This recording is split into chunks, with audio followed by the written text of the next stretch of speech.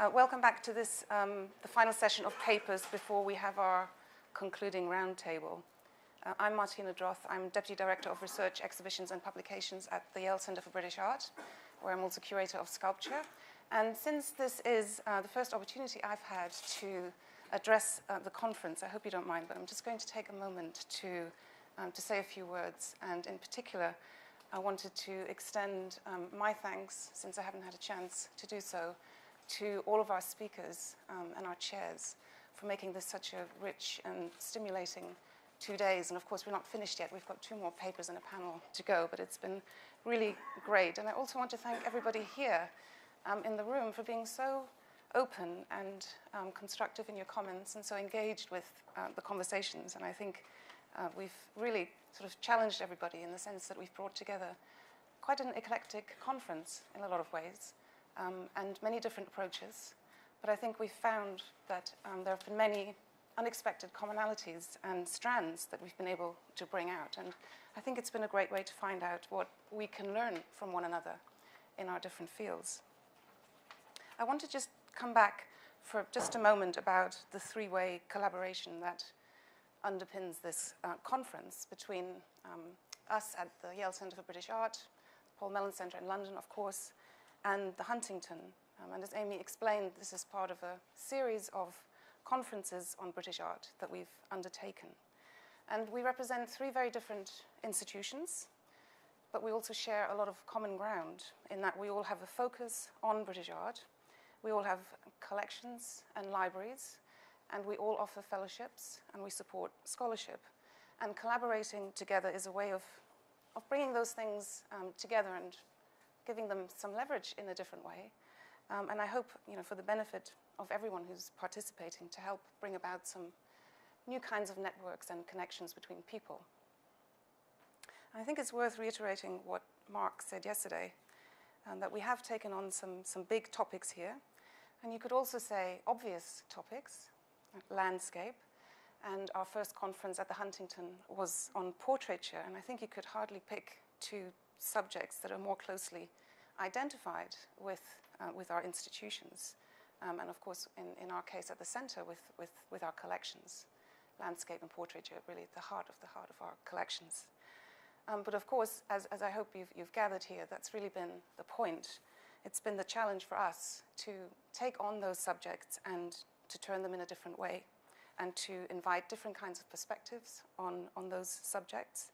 And also to open the door, as it were, to scholars who may or may not think about themselves as being active in those fields or as being art historians in that field, but who have a lot to offer to thinking about those subjects from different vantage points. And I think that's been very much in evidence here over these last 2 days.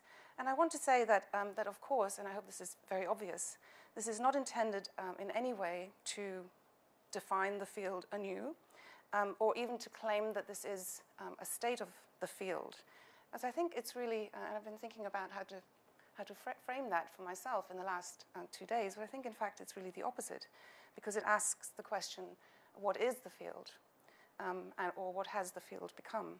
And to look at the boundaries and hopefully to open them up. And I really do think we've done that. So thank you to everyone who's been taking part. I'm really pleased to chair this session with Nick Alfrey and Greg Smith. And although the 2 papers may appear to have very little in common, we put them together for very particular reasons. Firstly, because they focus on landscape painting that falls into this long 18th century period. And also because both of the papers, in very different ways, focus on the history of exhibitions. And the history of exhibitions is, of course, an area that it's come up only a little bit, really, in the last 2 days. But it is a field of inquiry that's become increasingly important, that people have really drawn attention to as a kind of a new lens for us to think about the reception of art and audiences, the institutional frameworks around art, and the mediated and staged encounter with art. So I'm going to follow the pattern of all the other sessions. I'll introduce our speakers in turn. We'll save questions to the end. We're running a little bit behind, but we'll try and catch up maybe by eating a little bit into the tea break. So first of all, I'm thrilled to welcome Greg Smith, who has published extensively on the history of British watercolours and landscape art, and I'm sure many of you are very familiar with his work. He's been a curator at the Whitworth in Manchester, at the Design Museum in London, and at the Barber in Birmingham. And among the many exhibitions that he's organised and curated was the Thomas Girton show at the Tate. And he is now working on, Thomas Girton, on the online catalogue of his drawings, watercolours and prints. And that's part of a Paul Mellon Centre project, and he has started his senior research fellowship at the centre. And his paper is on Girton, and specifically the Panorama of London. Welcome.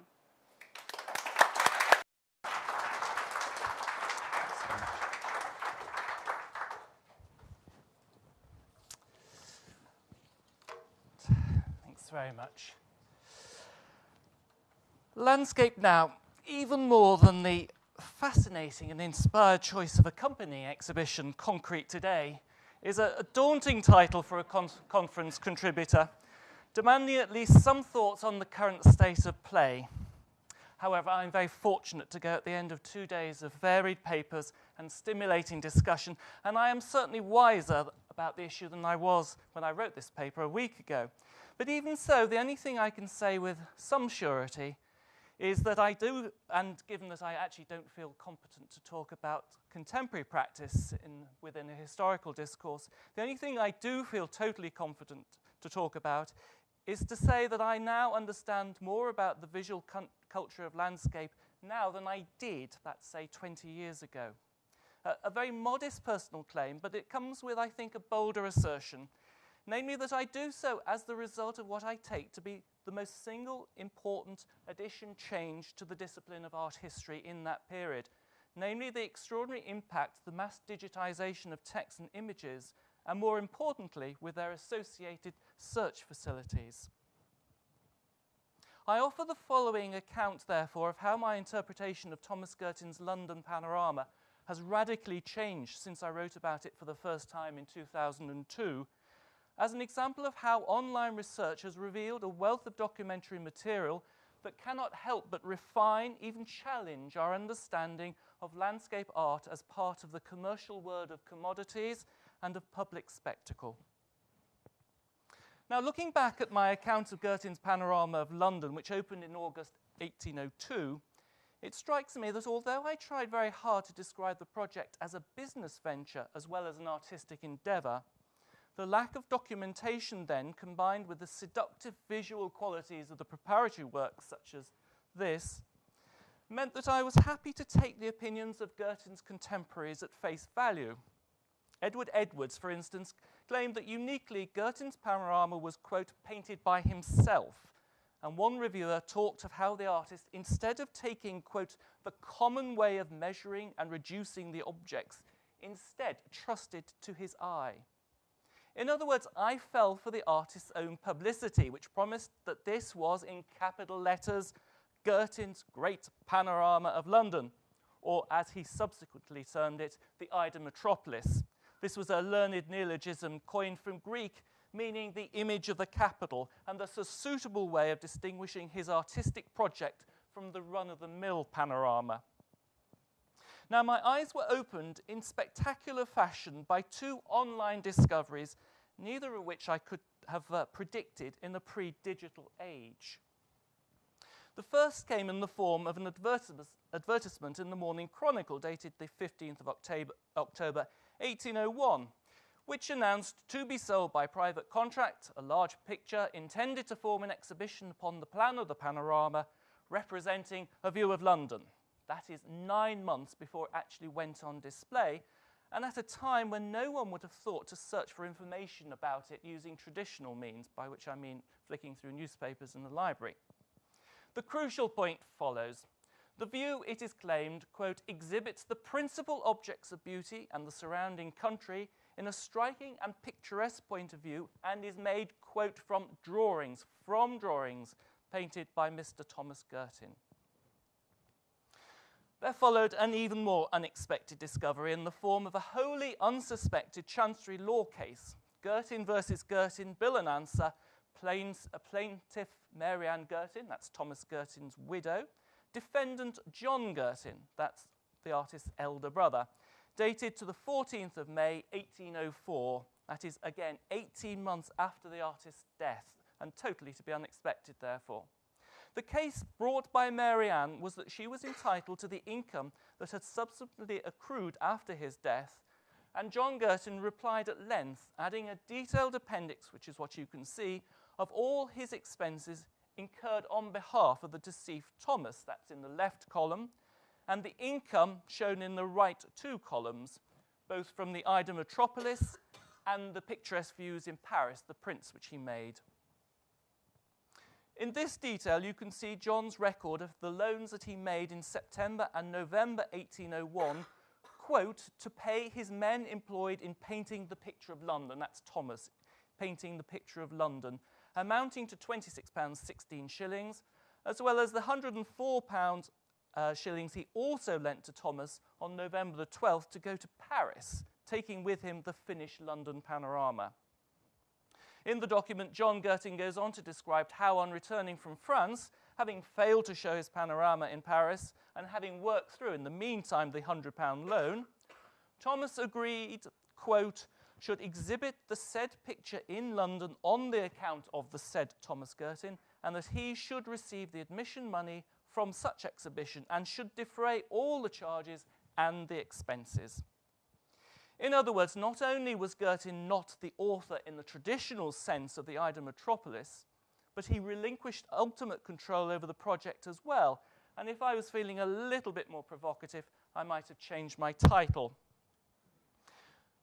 The canvas on which the 360-degree panorama was painted, measuring 1,944 square feet, that's 18 feet high and 109 feet in circumference, has long since been lost. We are, however, very fortunate in having, in addition to the critical notices and reports of the showing of the panorama, 5 each of the 2 sets of 7 preparatory drawings that Girton made. I've laid them out as a strip showing the missing sections and also their unequal sizes, but it's up to you to imagine them to form a circle with the left and right images joining together in the image of the mills, the Albion Mills. The first set of drawings are highly detailed outlines, and they were almost certainly made using an optical device, perhaps a frame fitted with a grid corresponding to that marked out on the paper. And I think you can just about see the grid there. And that is on a scale of 1 square to each square foot of canvas. Knowing that the circular canvas was produced by other artists or other assistants helps us to understand the function of the drawings as a precise matrix for an assistant to follow. Their first task would have been to mark up the grid on the circular canvas, which would have had to be erected on an armature to complete the circle even as it was being produced, and then to transfer the detailed drawings square by square. This was not a case of copying Girton's 7 outline drawings, each with their own single-point perspective, but to translate them into a convincing illusion. And this required a considerable amount of modification. It's a skilled operation, since every straight line on the drawing would appear curved if just translated directly onto the canvas. That Girton was not directly involved in this process we probably should have worked out before the discovery of the new documentation material, because here in the foreground, and it's actually impossible to see, there is an instruction to an assistant saying, omit this vessel, basically. The painting of the monumental canvas itself was an equally specialised task, and there is some evidence from John Girton's accounts that it was entrusted to a professional scene painter or painters, in which case the function of the second set of drawings, coloured outlines without the grid this time, becomes much clearer. They were a more general guide for a specialist professional to follow.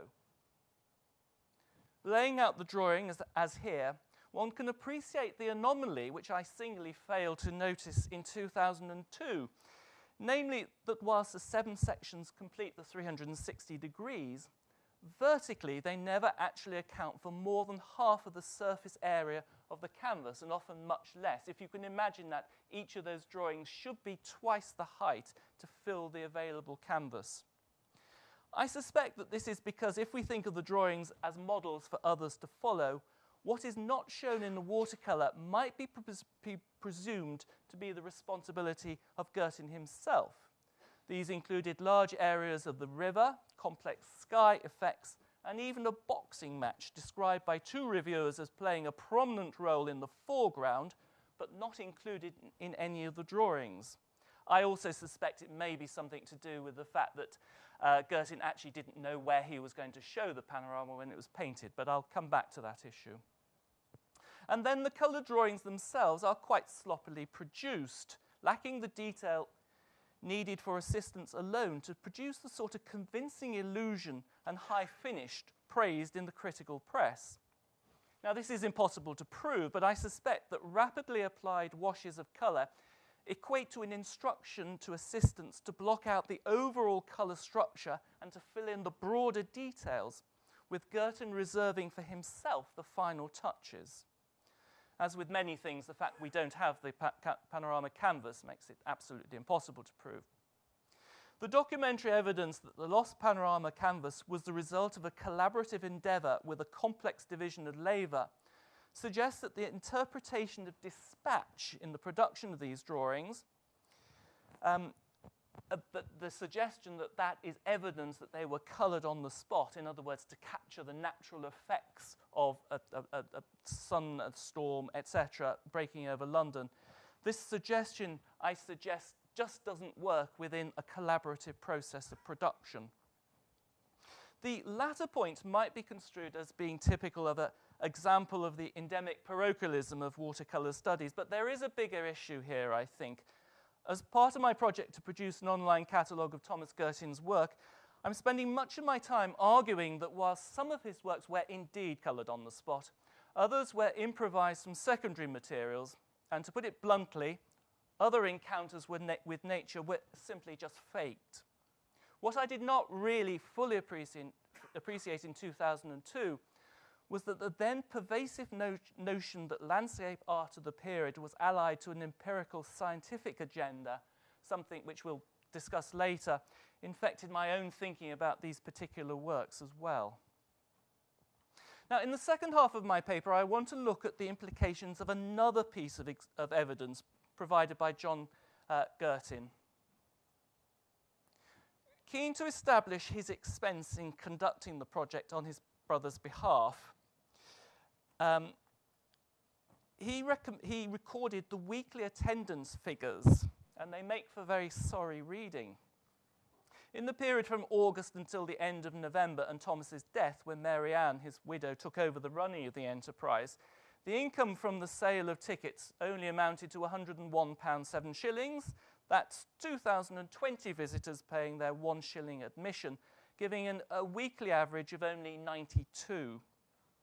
Back in 2002, I relied upon the testimony of the monthly magazine, which stated, quote, "Mr. Girtin's Ida Metropolis is very well attended." And I characterized the project at the time as Girtin engaging with the increasingly sophisticated art market of the day, seeking to exploit the appeal of the latest popular spectacle, the newly invented 360-degree panorama. However, even a cursory look at John Girtin's figures reveal a chronically undercapitalized scheme that, in business terms at least, was poorly thought through and even shambolic in its prosecution. Girtin thus began the project with no idea of where he might show his great monumental canvas, and without the money also to pay for its production. This monumental canvas would require, if not the specialist building constructed for Robert and Henry Aston Barker, which is shown on the left, then instead a complex structure to adapt an existing building, thereby allowing visitors to enter the circular canvas from below and view from the centre of the canvas. The view right shows the eventual home that John secured for the Ida Metropolis, that's Wigley's Rooms in Spring Gardens, neatly illustrating how it was unable to compete with the Barkers in terms of scale, but also how it essentially repeated their view. You can see at the top, I hope, that that's a very similar view from the Albion Mills looking across London, very similar to the viewpoint selected by Girtin. The recent discovery, at least for me, of another, even larger contemporary panorama of London from the south end of Blackfriars Bridge by Naismith and Cooper only underlines the unequal competition that faced Girtin and Co. Still, contemporary critics and writers characterise the Aida Metropolis as an artistic triumph, producing a, quote, a most picturesque display and giving the most, quote, perfect idea of the sublime, which amounted, therefore, to a connoisseur's panorama. Connoisseur's panorama, in quotes. However, without the evidence of the bottom line, I missed in 2002 the contradiction of that latter term. The attendance figures compared with the 40,000, it has been suggested, visited the Barker's panoramas annually, indicate that there were just not enough connoisseurs to return a profit on a project which sought to distinguish itself from the run-of-the-mill panorama by pursuing a fine art agenda. Now, this was not just a case of the brothers misjudging the market as completely misunderstanding the distinction between the successful popular spectacle and Girtin's much broader strategy as an artist. Namely, the need for the modern landscape artist to restrict his appeal to a select audience who might appreciate his claim to produce an elevated landscape of sentiment and effect beyond the realm of the school of topography from which he himself had emerged. I'll return to this point later, but now I want to look at instead the documentation of what I call the bottom line of expense and income, and look specifically at how that has revealed some of the ways in which the connoisseur's panorama of artful effects was at odds with the urban panorama as the popular spectacle, and how this might in turn suggest or amount to a new iconography for the city. Now, the fundamental problem with the connoisseur's panorama of effects is one of visibility and legibility. As one French critic complained, Girtin's viewpoint may have been perfect for, quote, the magnificent and famous St. Paul's, but the ancient buildings of Westminster can only be seen from a distance and thus not entirely clearly. Indeed, they are virtually unrecognisable. And in the opposite direction, the other great focus of the historic fabric of the city and its commercial power, London Bridge, the Tower, and the Pool of London, well, that was even more problematic, as you can see on the right-hand side. The Barkers, when they produced their two panoramas from virtually the same viewpoint, as far as we can tell from the prints they published, adopted an even light which showed off the more distant historic sites to good and equal effect. But Girtin's complex lighting, which saw a broken sky in the south give way to an impending storm to the north, obscured many of the most important monuments, even more than their distance from the viewer required. The problem of legibility was compounded by the arbitrary ways in which the capital sites composed, or equally did not compose, from the given viewpoint. An otherwise supportive writer in the Monthly magazine addressed this issue, complaining that, quote, the two towers of Westminster Abbey appear in one mass, which destroys that lightness and air which constitutes a leading beauty in the building, adding that, though from the point of view in which it is taken, it is probably a true representation, a license surely is allowed to painters, and where picturesque effect can be produced, a trifling deviation would be overlooked or forgiven. In the case of the Tower of St. Margaret's, Westminster, at the top there, which you may or may not be able to distinguish, it is hopelessly entangled in the form of the Abbey, which in turn appears as a relatively undifferentiated mass. The point here is that it is precisely the unpicturesque random alignments that the panorama inevitably generates, which found echoes within Girtin's practice as a landscape painter, and which alone might have been understood by the sophisticated connoisseur as a new way of depicting the city. If we pull back from the detail of section 3 to look at the foreground, we see the first of any number of examples of where Girtin's viewpoint has resulted not only in the marginalization of sites of topographical importance, but actually a radical reversal of the subject hierarchy. Whilst Westminster appears insignificant and distorted in the distance, the newly built Stamford Terrace and the older domestic and industrial buildings of the upper ground are lit up by bright sunlight, the noon of a summer's day. Indeed, across the whole of the monumental canvas, many of the capital's most important historical buildings were dwarfed by modest domestic dwellings and industry of various degrees of noisomeness, if that's a word. Again and again, the play of light randomly favours the quotidian over the important. Wharves stand out in comparison with nearby courts of law, and chimneys and towers rise above grand church steeples. A later panoramist of London, Thomas Horner, began work at dawn because only then might he see the capital before the smoke from the fires and the manufactories obscured the totality, the all-inclusiveness of the image of the city, which was his concern. Here in section 4 in particular, Girtin took the opposite approach, exploiting the dramatic sublime potential of an iron foundry at work, the dense smoke of which actually obscures Inigo Jones's banqueting house in the distance. And reviewers certainly appreciated the effect, with one advising visitors to take notice of the smoke floating across the picture from Lukin's foundry, whilst another praised the view as it, quote, appears through a sort of misty medium arising from the fires of the forges' manufactories. But for visitors who were attracted by the promise in the Girtin's advertisements of a view of London's premier monuments, it is debatable whether they could have been satisfied by the artist's application of the key principle of the sublime, namely that obscurity is a more effective way at conveying the immensity of the modern city than the careful enumeration of visual facts in the sort of even light employed by the Barkers.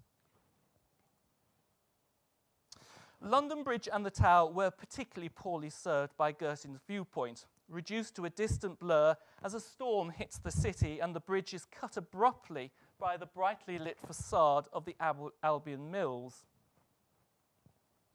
Girtin's audience, no doubt, would have found significance in the way that the burnt-out industrial mill, commonly thought to be the victim of an arson attack by workers whose livelihood it threatened, actually occludes large... Oh, gone the wrong way. No, that's rather worrying.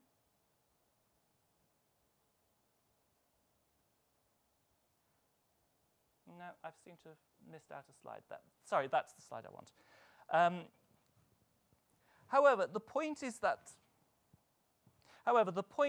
Girtin, like the modern photographer, had to adopt, or rather accept, the strict logic of the panoramic view, which generates good angles for some buildings and equally incomprehensible ones for others, cutting into and occluding forms in highly arbitrary ways. Girtin's viewpoint from the river end of the Albion Place Terrace, that is opposite the Albion Mills, gave a very fine view of St. Paul's, but in the opposite direction the view was interrupted in a quite startling way.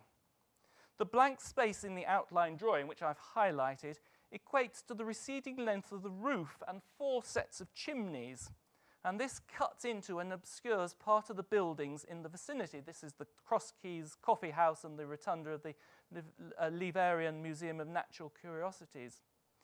The roof area was left blank in the drawing because it would not have been possible to paint such close objects in an elusive manner on the canvas, and it was almost certainly mocked up instead as a 3-dimensional structure using real tiles and chimneys, and that would have taken up a large percentage of this section. The vista south from Albion Place Terrace was not the most picturesque in London, dominated by recently built terraces following the opening of Blackfriars Bridge in 1769 and the veritable forest of chimneys stretching into the distance. However, the powerful perspective of the terraces that line Great Surrey Street, mirroring the bold angle of Blackfriars Bridge opposite, emphasises the forward march of the city's development. And as one critic noted, the Ida metropolis would therefore be of particular interest to the antiquary of the future, who, quote, would see what London was and mark the great alterations that are about to take place. The author was thinking of the changes proposed for London Bridge, but for other writers on Girtin's view, it was the rapid expansion of the city into the, quote, surrounding countryside that arrested their attention. London, seen from an exalted situation, claimed another, commands admiration, equal to the astonishment of strangers in perambulating the vast, increasing extent of the metropolis. And the sense of the city's growth receives powerful expression, I suggest, even in the drawing of this section. Cutting through the 360 degrees of the Ida metropolis is a bold diagonal linking the most recent bridge to span the Thames, that's Blackfriars, the Albion Mill, the very epitome of industrial progress of the day, and the Great Surrey Road, marking the expansion of the city, and tellingly, it was only in these three sections that Girtin included the figures. Although he could not have planned it, Girtin's view from the southeast end of the Blackfriars Bridge evoked the development of the city in wholly positive terms. In the Barker's view, taken from a few metres away, the bridge draws people into the city with none of the dynamic sense of expansion and growth shown here. Finally, I want to return briefly to section 3, which contains both the most vivid and complex representation of the heterogeneous mix of land use in the capital, and illustrates also, again, the way that the Ida metropolis could begin to capture at least something of a city in flux.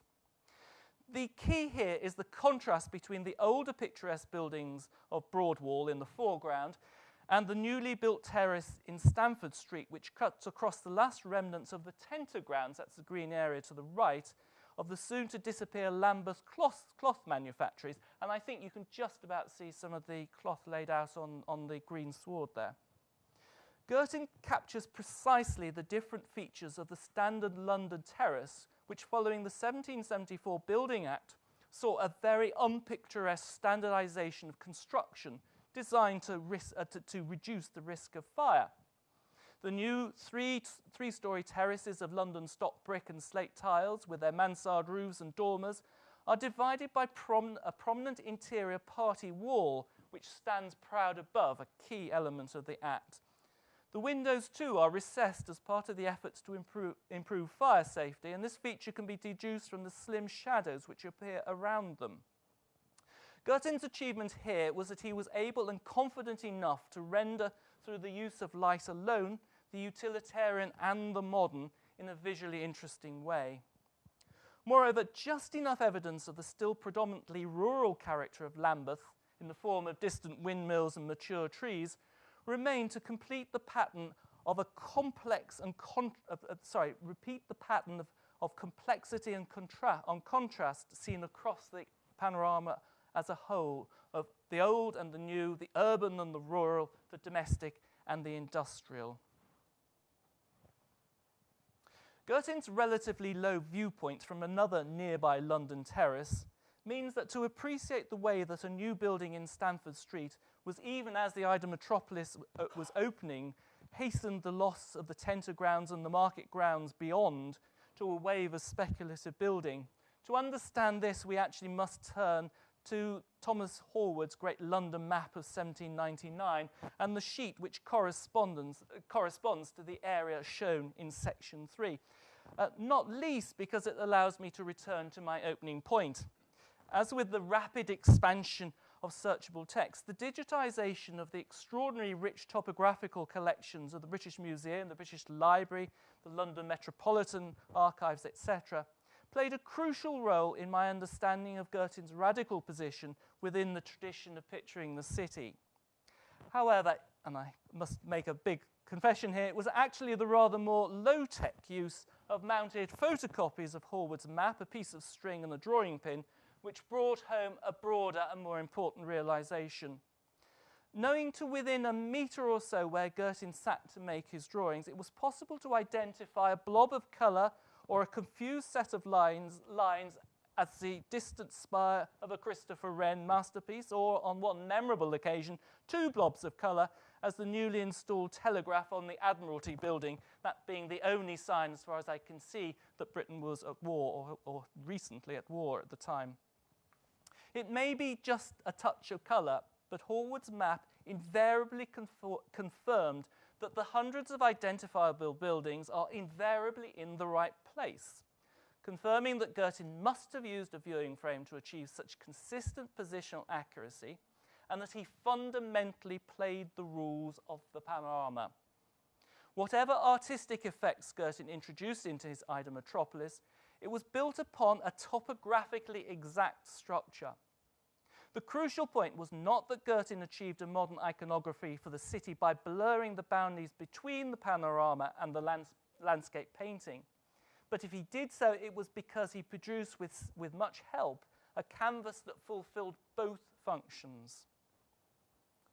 Finally, in conclusion, 15 years ago, and without the benefit of the evidence of the bottom line as I've described it, I saw what I then thought to be a largely self-painted epic canvas as part of a heroic engagement with the expanded art market, part of a broader attempt to reduce the dependency of the artist on the private patron through self-publishing and the use of dealers. There may well be still something in this broader argument, but solid documentation ironically brings a messier narrative. I do, however, still see the Ida Metropolis as a logical extension of Gertin's work as a landscape artist. This view of a part of Bamborough Castle was for a long time misidentified, and I think you can see why, as the Rocking Stone, Cornwall, and I think is an instructive example of the role of the effacement of the landscape subject in the career trajectory of the topographical artist seeking higher status. A recognisable image of Bamborough produced earlier in his career for the antiquarian picturesque market gives way to a sublime conflation of nature and culture and the projection of a unique identity of an artist whose aesthetic language might be appreciated by the relatively few. Perhaps the real surprise is that Gertin was able to maintain his artistic identity even within a collaborative project, rather than that his achievement failed to be rewarded financially in terms of tickets sold to a public spectacle. Thank you.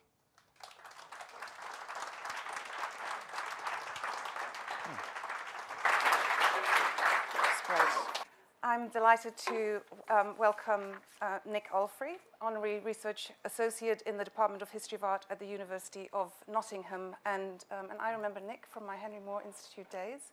And when he and Joyce Sleeman, who's here at the conference, set up one of the early network grants on land art, which has continued to generate new research even since then, over many years. Nick's research interests are in Romanticism, especially Anglo-French artistic exchanges, and the legacies of Romantic landscape in British land art in the 1960s and 70s, and also looking at contemporary practices. And his paper today looks at landscape then, to invoke a phrase that we have been using at this conference, an examination of the exhibition at Tate Britain in 1973.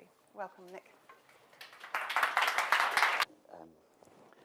And I should say at the outset that just as I had some input into Stephen Daniels' liquid landscape paper yesterday, so Stephen has had a considerable input into this one.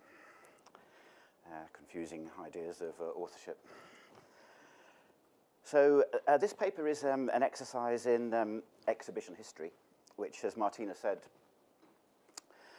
in introducing this session, has been something of a burgeoning field in art historical studies of late. Although exhibitions on landscape have received relatively little attention. And while an emphasis on landmark exhibitions brings a risk of distorting the broader picture, to say nothing of its corollary, the bigging up of the curator as cultural producer, there is a case to be made for landscape in Britain 1750, 1850, at the Tate Gallery in 1973 as a landmark event. A landmark, I mean, in the examination of landscape as a genre. So this paper considers the context, the concept, the installation, the reception, and the consequences, at least some of them, of that exhibition. And it also looks at its sequel 10 years later, in which a survey of the next 100 years was attempted. Well, landscape in Britain, 1750, 1850, was conceived as the third in a series of winter exhibitions at the Tate. It followed surveys of the ages of Elizabeth I and Charles I. And it was also intended to set the scene for the approaching bicentenary exhibitions of Turner and Constable. It was a collaboration between two curators, Leslie Paris, assistant keeper at the Tate, and Connell Shields, at the Camberwell School of Art. The exhibition opened on the 20th of November 1973 and ran until early February 74. It set out to question received ideas, or some received ideas, about landscape painting and artists' relationship to nature by showing the countryside as an arena of social and economic change. It sought to explain the emergences of new imageries and processes and techniques for landscape, and to investigate the conditions of the art world with which this new art had to contend. Well, there were a number of precedents and parallels for this reappraisal of landscape in academic inquiry. John Barrell's study of John Clare, The Idea of Landscape and the Sense of Place, which was published in 1972, took the year 1730 to 1740 as its field of investigation. And in broadcasting, John Berger's Ways of Seeing, also broadcast in 1972, made an iconoclastic intervention in the discussion of Gainsborough.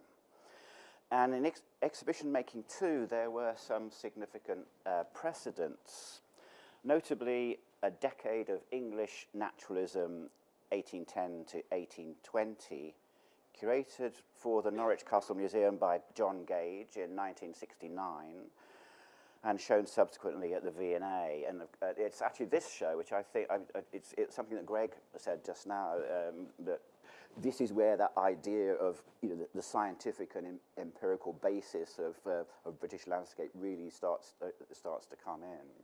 So there is a connection between, well, I think there are several other connections between our papers, but this exhibition was described by Peter Lasko in the preface to the catalogue as a kind of lecture illustrated by works of art instead of slides, making explicit its kind of didactic and academic nature, though probably it's more like a kind of research seminar would have been a better analogy. There's the cover of the catalogue with a diagram of Cornelius Varley's graphic telescope, patented in 1811, signalling the show's concern with new ways of looking and with new apparatus. The diagram, not, I think, actually in the exhibition, although the object, the telescope itself was. Well, one exhibition in particular at the Tate Gallery, and with the same curators, Paris and Shields, can be seen as a rehearsal for the 1973 show, Constable, The Art of Nature, in the summer of 1971, as a catalogue cover. The opening line of the introduction to the catalogue sets the tone, a fine, breezy tone.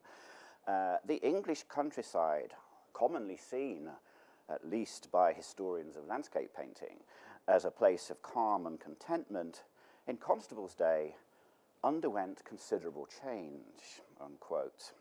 And at the entrance to the exhibition itself, the campaign was opened up on another front, the popular front, as one might say, beneath the display of a biscuit tin, garishly decorated with a reproduction of Flatford Mill and other pictures of Constable country. A text declared, "John Constable has found what he never looked for, popularity, but popular images may misrepresent. This exhibition arises from a suspicion that there may be more to Constable than meets most eyes."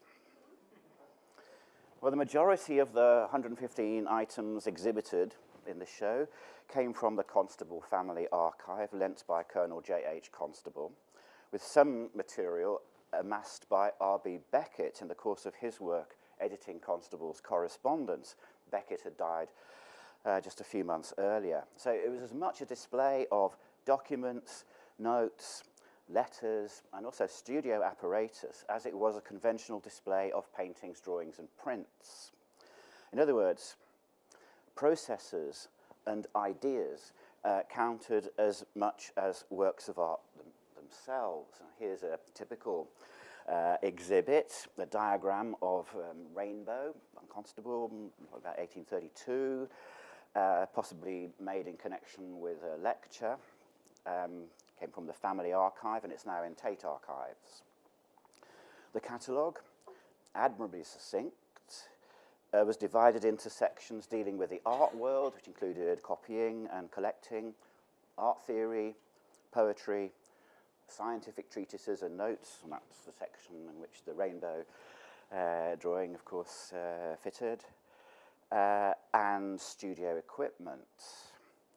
All this in the service of showing that matters were not so simple with Constable, and that the generally held idea that he loved nature and painted it without affectation was inadequate as an explanation of his art.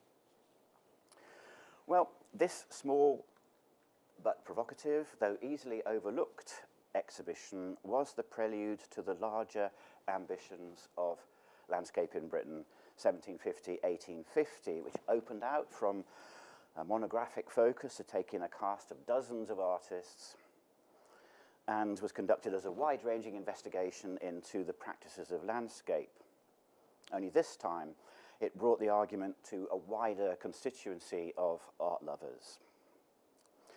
Well, what was distinctive about the curatorial strategy in the 73 exhibition was the proposition that landscape painting could only be understood in terms of an expanded field of ideas and processes and indeed mediums.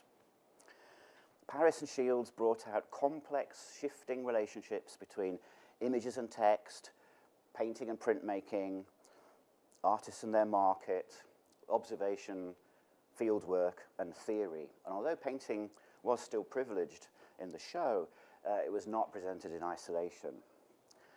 And in order to achieve their objectives, the curators had to stretch the conventions of art exhibition making and to test the limit of what could be done in this format, that is, with a display of a constellation of physical objects. This presented a particular challenge to the exhibition's designer, who was Christopher Dean of the firm Castle, Park, Dean and Hook Architects. And this slide and the next few slides I'll show you all show Christopher Dean's detailed layout plans. There's a kind of sub-theme in this conference to show lots of numbers, and I'm adhering to that. I'm having trouble, you know, the elusive image is true of this presentation. Well, the space allocated was the full extent of the Duveen galleries at the Tate, but the intimidating grandeur of the architecture was largely concealed by an elaborate temporary construction, which included changes of level, ramps, and steps. And the main exhibition spaces were all covered over at a height of about 14 feet by a muslin ceiling. You can see, well, half the room can see. This is the entrance here, and you go up a ramp. I mean, it's strange, isn't it? Because you know, what's wrong with the flat floor of the Duveen? You know, into the exhibition, there's lots of steps, and it's a very busy installation. And the designer created an ingenious warren of spaces of various sizes with showcases, display cabinets, and freestanding screens to accommodate the exhibits. There were 320 exhibits in all. And with all their challenging diversity of scale and medium, and the often conflicting requirements of display and lighting conditions. The material included estate maps and optical instruments, as well as books, prints, sketches and diagrams. You can see some of that material noted in this layout drawing. Now, all this necessitated the creation of an extraordinarily complex environment. But it did not please everybody. Quote, such a meaningless intricacy of ugly little spaces. One lender wrote testily to the gallery's director, Norman Reed, although he was admittedly disgruntled because the work his institution had agreed to lend had been damaged by a visitor. But the lighting, too, was the subject of some visitors' complaints. Too dark to see properly, said one correspondent, while Dennis Sutton, reviewing the show's Financial Times, complained about too much light. casting shadows on some pictures and obscuring others in the glare. But pity the organisers. The exhibition opened at the time of a mounting fuel crisis. There were national restrictions on energy consumption. In a letter, Paris observes, and I quote, "Despite curtailing the opening hours, the cuts in electricity we have made were still not sufficient to conform to current regulations," unquote. The exhibition was throwing too much light in literally darkening time.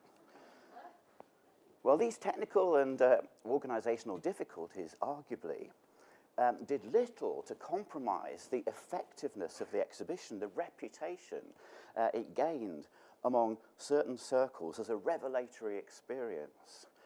I know I'm not the only person in this room that can vouch for its impact. There are at least 2 others, and there are probably rather more.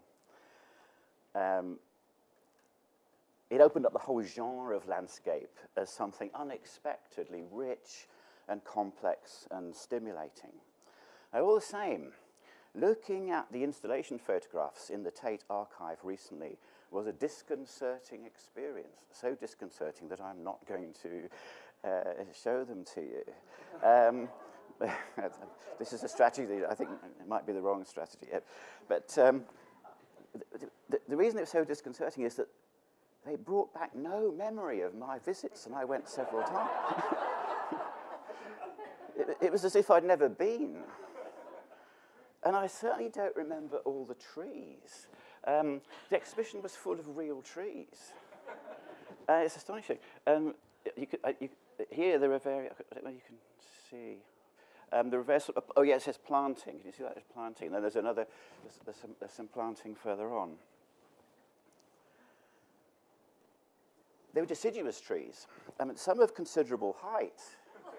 And this is in November. They were shedding their leaves and striking a wintry note. A tracery of naked branches in the photographs, at intervals among the painted landscapes, which of course were mostly of other seasons. The Tate had arranged for a gardener from the Department of Environment to come and tend the trees and presumably sweep the leaves 2 days a week. The other 3 days he was back at his normal job at Regent's Park, which was rather a quiet season there. But one reason that I don't remember these things is that in the period that immediately afterwards and the years since then, the exhibition catalogue, this cover you've seen, has gradually occluded the experience of the exhibition itself. And it is, of course, an exemplary catalogue, pithy, succinct, indispensable. But everything, however wonderful that catalogue, everything starts with the exhibition space. And this, as a place, this is a place of encounter with its own unique topography. And that's why I'm emphasizing the layout diagrams in this presentation, because they could best bring out this idea of an exhibition as a space of encounter with primary objects, essentially a spatial experience. Well, if there's one image that was given currency by the exhibition more than any other, it was surely this one by George Robert Lewis. It's seen here in the diagram. I'm not sure I can find it for you. Oh, there it is, G.R. Lewis, number 247. And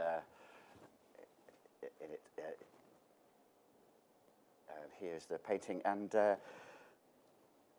full title, Hereford, Dinador and Malvern Hills from the Haywood Lodge, Harvest Scene, Afternoon, painting of 1815, positioned, as you saw in that diagram a second ago, in the same space as work by Constable, Linnell, and other sketches from nature in the Napoleonic Wars period. A detail of Lewis's painting was reproduced on the poster and on the cover of the catalogue, as we've seen, and it was illustrated in several of the broadsheet reviews. The painting had been in the Tate's collection since 1904, but only now seems to come into its own. A picture of harvesting in the summer of 1815 becomes an icon for Britain in the winter of '73. And this makes us reflect more generally on landscape and its moments, both of making and return, and on why and how 1973 was one of those moments when landscape could be invested with meaning. But let's consider that context from another angle, from that of contemporary landscape practitioners, who were also very much aware that they were operating in an expanded field. Now, landscape painting may have become a discredited genre from the viewpoint of most advanced art by the late 1960s and early 70s. But did that mean that nature, the outdoors, the open air was now off limits to progressively minded artists? Must it be accepted that landscape art might be inherently conservative and therefore best left to traditionalists? True, there was nothing to be done with some of the received, cherished ideas, the rural idyll, the beauty spot, the scenic route, the picturesque view. But a young generation of artists were increasingly turning to landscape as an alternative to formalism, a way of getting away from the studio, and away from the commodification of the art object and the gallery system. Some of these results could be seen at the New Art at the Hayward Gallery the previous year, 1972, an exhibition generally reckoned as the first exhibition of conceptual art in London in a public gallery. Here's an installation view, there is one in this presentation, of the Hayward Gallery, work by Richard Long, and in the background, Gilbert and George. A surprising number of the artists involved in the show were engaged with landscape in one form or another. But in doing so, they were adopting new processes, new mediums, tools, and frameworks. And if they seem to acknowledge the idea that landscape might be a recurring concern for British art, they also showed a determination to interrogate that tradition critically. Now, I'm not suggesting that this new art of landscape and the reappraisal of landscape as a historical genre were directly linked or even mutually aware. An incredibly obtuse review of the Tate's exhibition in Studio International by Timothy Hilton, who dismissed it as old school landscape business as usual, would suggest quite otherwise. But we have landscape as a subject for investigation being revalidated in the domains of both art history and practice, and undergoing a renewal in both fields of activity. It's parallel. Renewal underlines the point, I think, that the early 70s was a time when landscape mattered, whether in the making or in the search for meaning. Well, the time frame of landscape in Britain, 1750 to 1850, covered what could conventionally be taken as the golden age of landscape, from Wilson to the death of Turner, although the organisers were much too shrewd to resort to any such notion. In practice, they extended their period through the 1850s to include the Pre-Raphaelites. The last catalogue item was Millet's Autumn Leaves, and on this drawing you can't see autumn leaves, but you can see the Hireling Shepherd and Our English Coasts and the Haunted Manor listed. They don't. It's rather puzzling. They're obviously not yet in position, but their catalogue numbers are there, and there they are.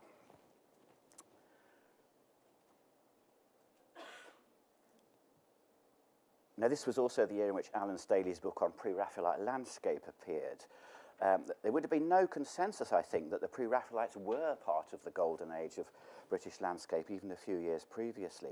But by including them, Paris and Shields were able to frame their investigation around two great waves of naturalism, problematic waves, to go back to Greg's point. But if they didn't subscribe to the myth of the golden age, the 1850 cut-off point served, even if inadvertently, to reinforce the idea that after this date, landscape would no longer have the same significance in British art, and that a vital episode in the culture was over. And the unspoken implication is that the history of landscape art over the next 100 years is an altogether less compelling subject, one for which a coherent critical framework would be very difficult to devise. Well, as if in response to this implied challenge, 10 years later came a sequel, Landscape in Britain 1850-1950, picking up on that closing date, defined as the end of an era. The death of Wordsworth in 1850, the death of Turner in 1851, the passing of Romanticism.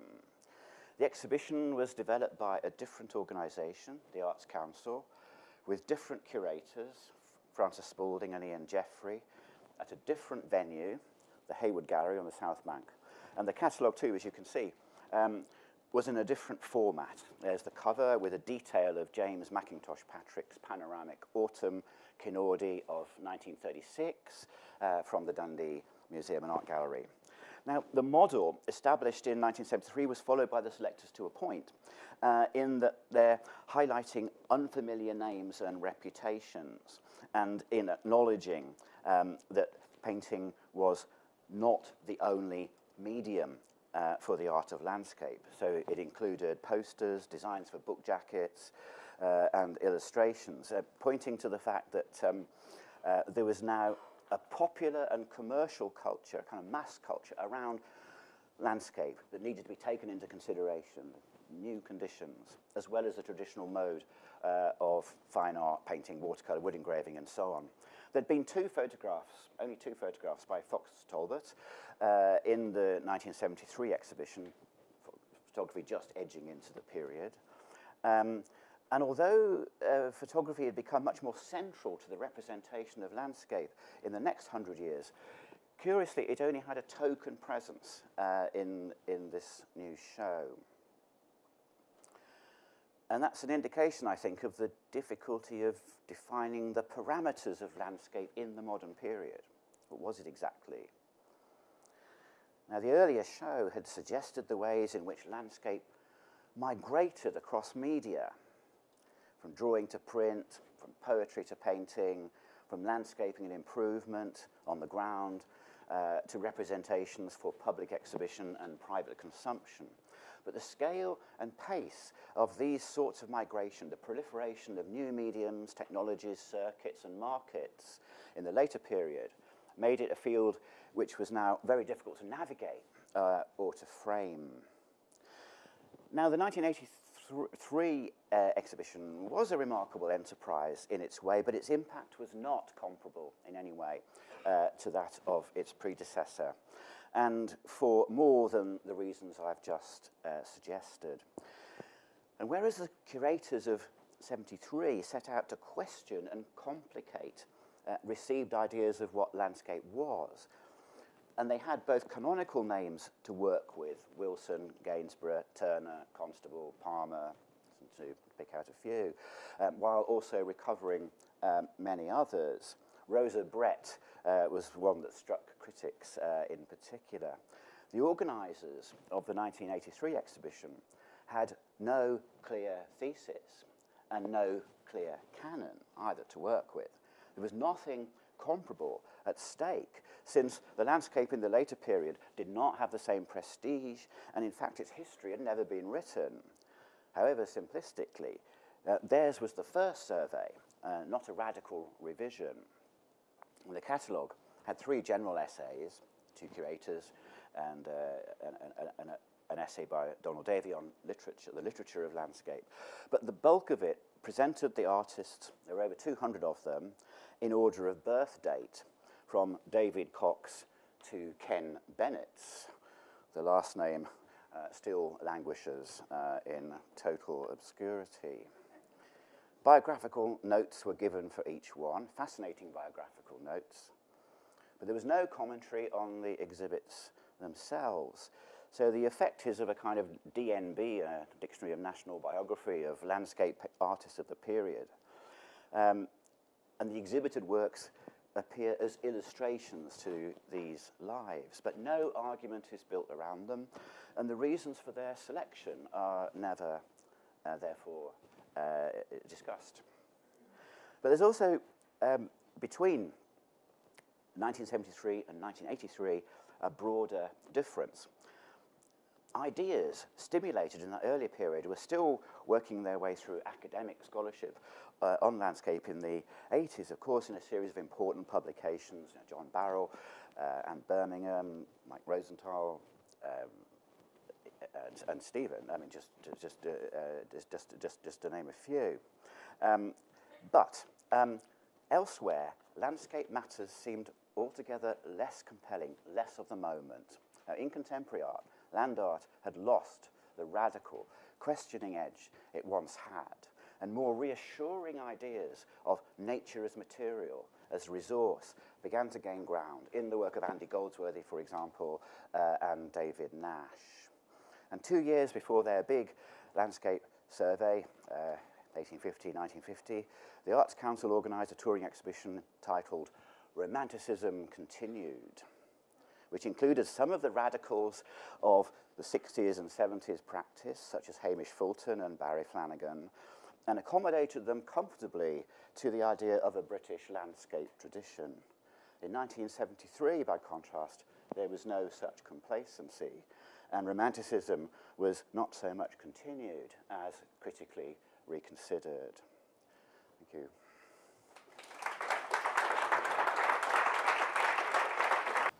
I really enjoyed the pairing of the papers, actually, and I was particularly struck by by thinking about the spatial experiences that you both talked about, upon which both of your case studies depended, and they've both disappeared, as it were.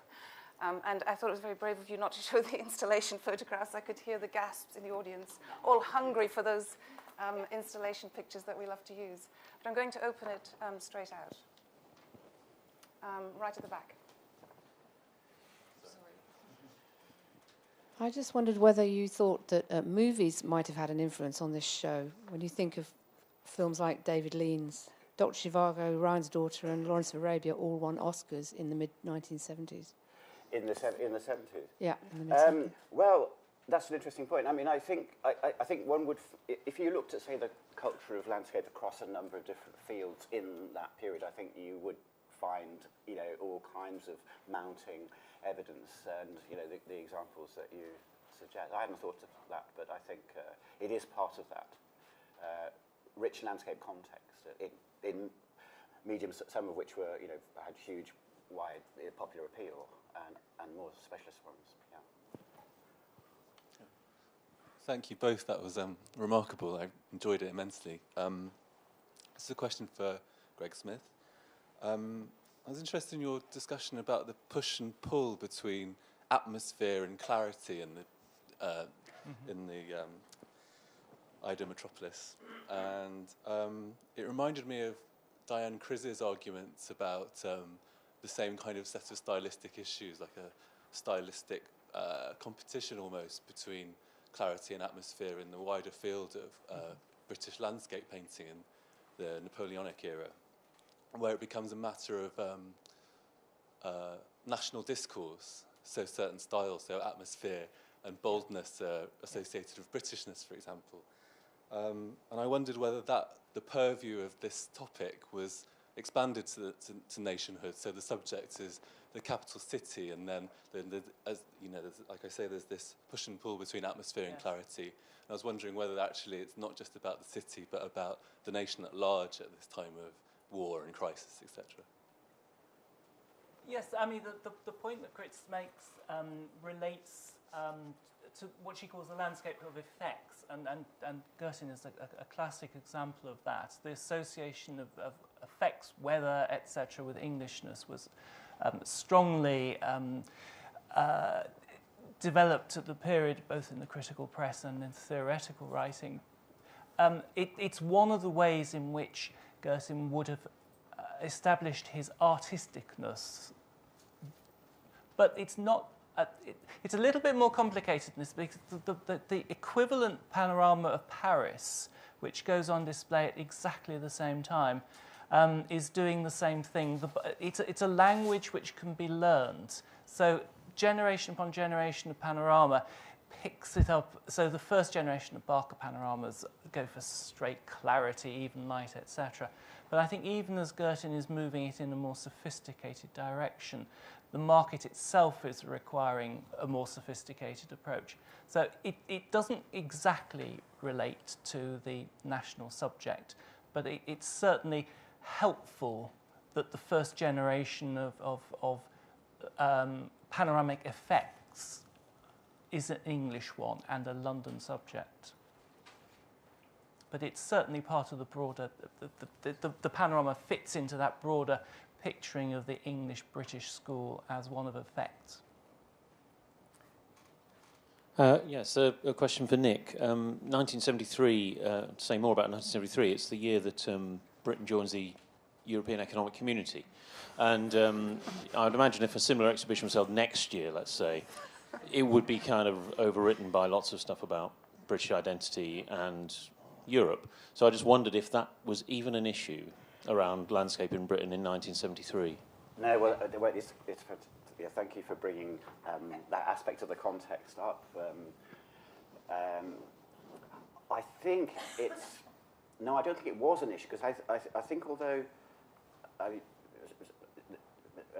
be interested if anyone disagrees with this, but I don't think the curators were interested in national identity in the way that it's become quite a sort of set-piece topic subsequently. But you're absolutely right. I mean, when you look back on it, and the future was Europe, as we thought. In 1973, the Whitworth had an exhibition of British artists in Europe to celebrate the joining of the EC. Andrew had a question. Yeah, thank you. It was a wonderful pairing of papers. And my question is really to Nick, which is to do with the kind of differences between the two moments of the landscape shows. I mean, it seems to me that one of the things that comes out in between the two is the kind of institutional crises that occurs in terms of what institutions like the Tate can do with landscape painting against a kind of emergence of a new internationalized view of modern English painting as an abstract painting. And I'm thinking here about its kind of competition with the Royal Academy. The Royal Academy emerges in the early 1980s as the place to encounter British painting in an international context, and that is not landscape painting. Yeah. And so a new spirit in painting, in a sense, not only Yeah. maps out the Yeah. institutional ascendancy of the Royal Academy over the Tate, but it also, in a way, frames how the second Landscape in Britain exhibition, even though it's held at the Hayward, promoted by the Arts Council, is still sort of caught in these complex histories. And therefore, that's what renders it rather anodyne in historical terms. No, that's a good point, and it's reinforced, I think, by the fact that the 83 show was actually conceived as a touring show. I can't remember. I think it had four other venues, at least three, or possibly four other venues besides the Hayward. And although the institution of touring shows is deeply wonderful, it kind of made it look like a regional affair. And yeah, there is that. I mean, what you say just brings out that broader point. Is that landscape had become pushed into the margin, and of course, I hadn't really thought about the sort of art politics of the early 80s, but of course you're right, and that was the great much trumpeted rebirth of figurative painting, of a kind of expressionistic, post-expressionist kind. And landscape was very much in the margin. Yeah. I mean, the other question is, of course, you could say, well, maybe it was a misconceived. I mean, you could argue it's a misconceived project, but part of me thinks that it wasn't. And in a sense, one would like to see. It's partly what's the point of the survey, and I think that's quite a big question. I'll let David come in. Yes, although I'm desperate to talk about landscape in Britain because I think it was the first exhibition of British art that I'd ever seen. It takes me far too far back. I have a question for Greg. what you realize, what you've revealed is how terrible Girton was as a businessman. Yeah. But it also occurred to me, looking at the level of his indebtedness, is that the other side of his business, which was selling individual watercolors, he must have been just as bad at that. He was hopeless. He knew he was dying young and didn't leave a will. The administration of his estate actually did reveal that he had assets. I think it was something like £600. So on that basis, whilst he was hopeless in one sense, he had at least accrued over the course of a 12-year career, professional career, assets of £600. It does suggest that he was, whilst not adept at dealing with the marketplace, he was still relatively successsul within it. That's so it wouldn't be true that, if you revise Turner's kind of apocryphal statement, if it's not that if Tom Girton had lived, Turner would have starred, as well if Tom Girton had lived, Girton would have starred. Yes, it's a good idea. Thank you. I could take one more question. Yeah, over there. Thank you.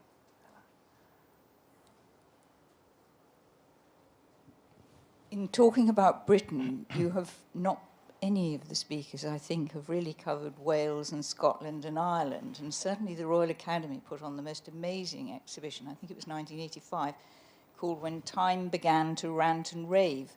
And that really covered an enormous amount of landscape art, expressing what was going on in Ireland at the time. Mm-hmm. Would you be interested in commenting on Irish or Scottish or Welsh painters in context with the subject?